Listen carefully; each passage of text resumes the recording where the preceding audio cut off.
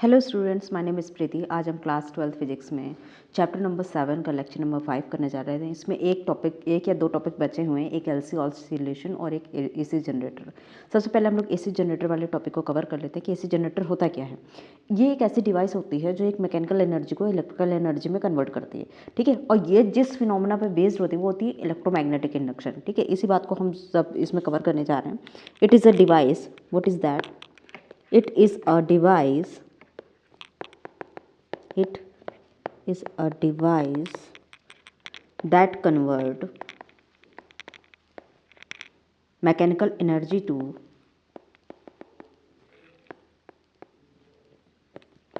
electrical energy. Electrical energy, ठीक है। ये किस प्रिंसिपल पे बेस्ड होता है? ये इलेक्ट्रोमैग्नेटिक इंडक्शन पे बेस्ड होता है। प्रिंसिपल क्या होता है इसका? It is based on the phenomena of electromagnetic induction. Electromagnetic induction. According to this,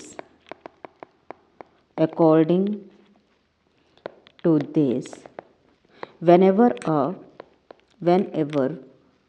magnetic flux linked with a coil changes, an EMF is induced in a coil, ठीक है। एक EMF इंड्यूस हो जाता है कॉइल में। Construction इसकी कुछ इस तरह से होती है कि सबसे पहले तो इसमें होते हैं फील्ड मैग्नेट, ठीक है। तो मैं पहले फील्ड मैग्नेट बना लेती हूँ। This is a north pole, this is a south pole, ठीक है। ये क्या होते हैं? ये होते हैं, इसमें जो कंस्ट्रक्शन में क्या क्या यूज़ होता है, सबसे पहले फील्ड मैग्नेट जो मैंने बनाए हुए हैं, ठीक है। सेकंड, एक आर्मेचर कॉइल यूज़ होती है कुछ इस तरह से। ये एक आर्मेचर कॉइल है। इसमें क्या लगी हुई है? इसमें स्लिप रिंग्स लगी हुई हैं,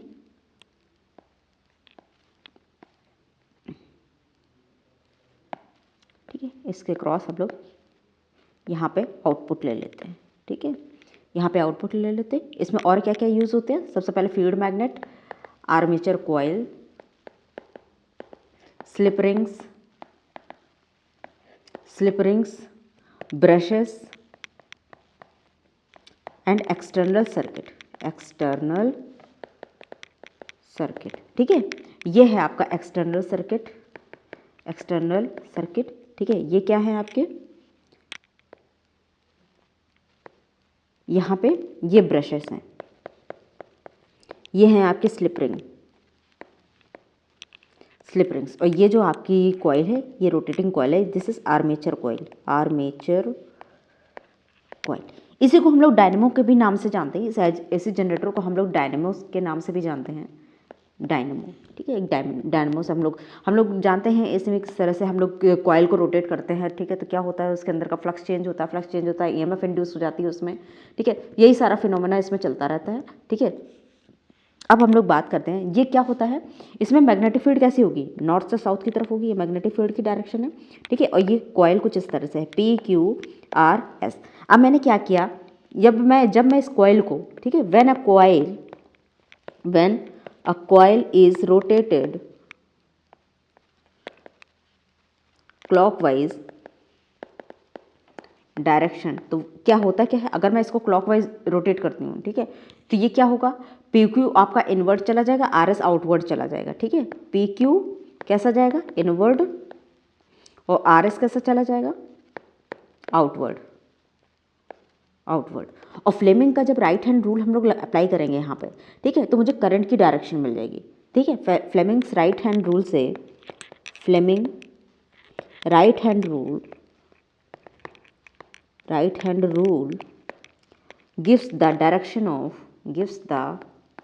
direction of current, ठीक है।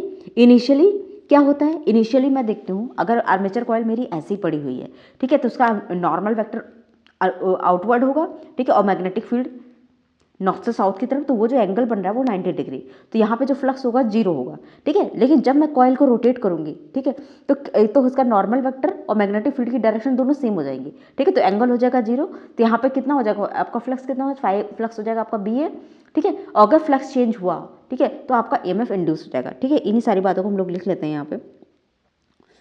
The direction of current gives the direction of current after half rotation PQ outward and SR inward, and direction of current reverse, hence AC is produce. इस तरह से इसमें AC alternating current आपकी produce हो जाती है। किस तरह से होती है ये अल्टरनेट, पहले पॉजिटिव और निगेटिव। क्यों, आर्मेचर कॉइल घूमती है तो आप देखते हैं जैसे उसका एंगल पहले उसका एंगल 0, पहले उसका एंगल 90 डिग्री होता है तो फ्लक्स 0, फिर उसका एंगल 0 होता है तो कितना हो जाता है फ्लक्स BA, पॉजिटिव फ्लक्स मिलता है। फिर उसका 90 डिग्री घुमाते हैं तो हमारा फ्लक्स 0 हो जाता है, फिर उसको 90 डिग्री घुमाते हैं, ठीक है, तो उसका फ्लक्स हो जाता है निगेटिव। तो ये इस तरह से हमको अल्टरनेटिंग, मतलब हाफ पॉजिटिव हाफ निगेटिव, इस तरह से हमको अल्टरनेटिंग करंट इसमें मिल जाती है, ठीक है। अब इसका एक्सप्रेशन हम लोग देख लेते हैं किस तरह से हम लोग डिराइव करते हैं। इसमें क्या होता है, अकॉर्डिंग टू लेंज लॉ,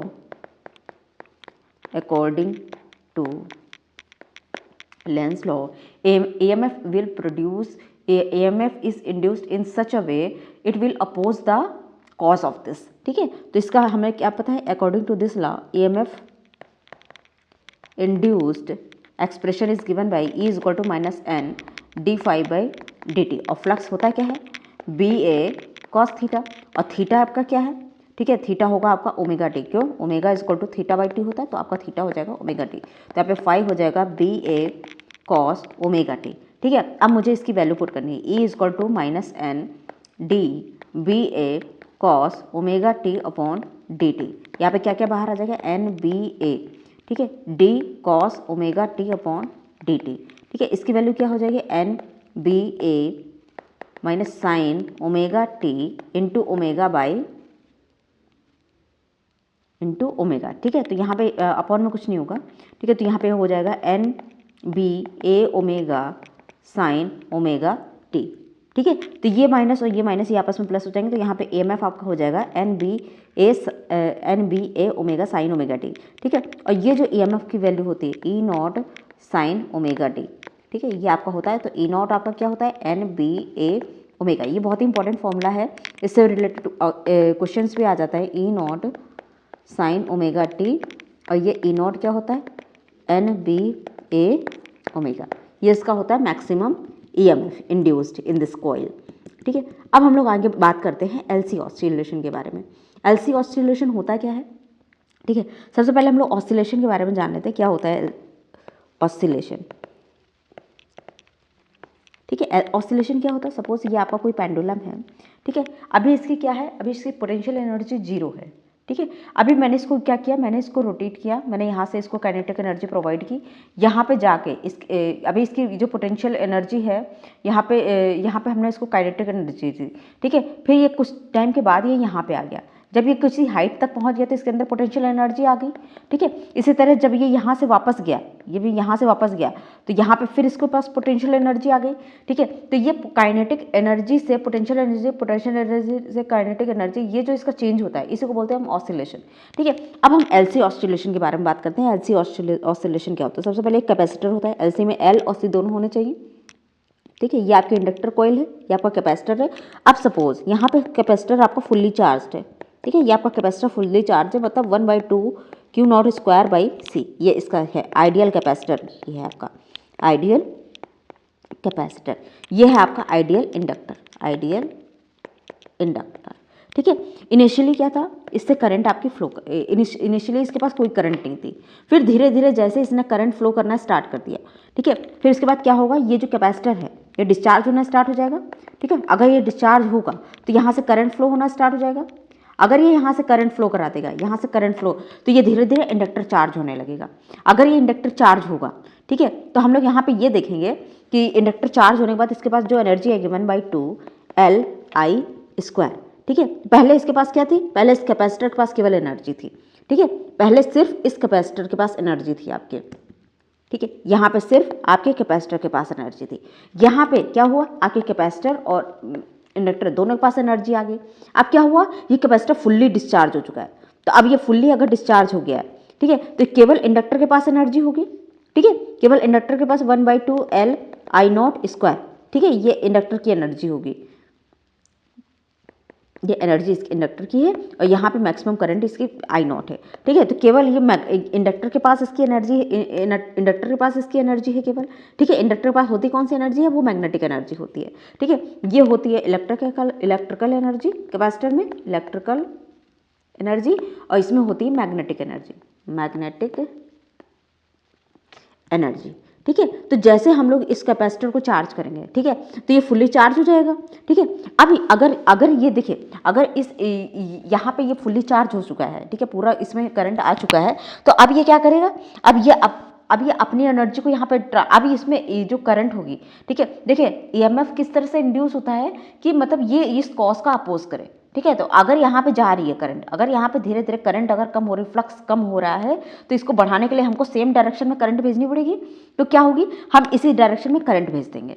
अगर इसी डायरेक्शन में करंट भेज देंगे, ठीक है, तो करंट के अपोजिट डायरेक्शन में क्या होते हैं, इलेक्ट्रॉन चलते हैं। ठीक है, तो यहाँ पे अगर मैं करंट की डायरेक्शन में जा रही हूँ, तो करंट तो पॉजिटिव से नेगेटिव जाती है, तो अब ये वाली प्लेट मेरी जो हो जाएगी वो हो जाएगी पॉजिटिव, ये अपोजिट वाली प्लेट हो जाएगी मेरी नेगेटिव। थोड़ी देर बाद क्या होगा, ये कैपेसिटर हो जाएगा मेरा फुल्ली चार्ज। ठीक है, अब ये मेरा कैपेसिटर जो है फुल्ली चार्ज हो जाएगा थोड़ी देर बाद।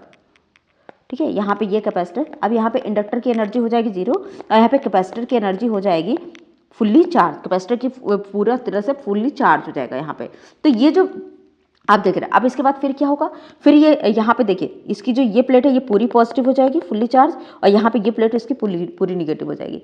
अब ये क्या करेगा, अब ये फिर इसके बाद ये अपना डिस्चार्ज होना स्टार्ट कर देगा। ठीक है, अब ये क्या करेगा, ये निगेटिव चार्ज, तो यहाँ से करंट निकालना शुरू कर देगा।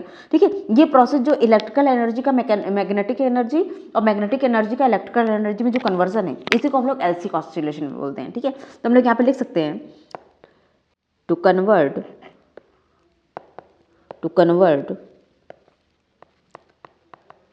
electrical energy to magnetic energy and vice versa is called LC oscillation। ठीक है, पहले क्या थी, इसके पास इलेक्ट्रिकल एनर्जी थी, फिर इसने डिस्चार्ज होके पूरा इंडक्टर को चार्ज किया, उसके पास मैग्नेटिक एनर्जी आ गई। ठीक है, फिर आपका इंडक्टर डिस्चार्ज होने लगा, फिर उसके बाद कैपेसिटर चार्ज होने लगा, इंडक्टर डिस्चार्ज हुआ, फिर उसके बाद कैपेसिटर चार्ज हुआ। तो ये जो प्रोसेस होता है इसका आपस में इंटर कन्वर्जन का, इसी को हम लोग एलसी ऑसिलेशन बोलते हैं। ठीक है, तो इसी के साथ ये मेरा लेक्चर खत्म होता है। If you like this video please share and subscribe. Thank you.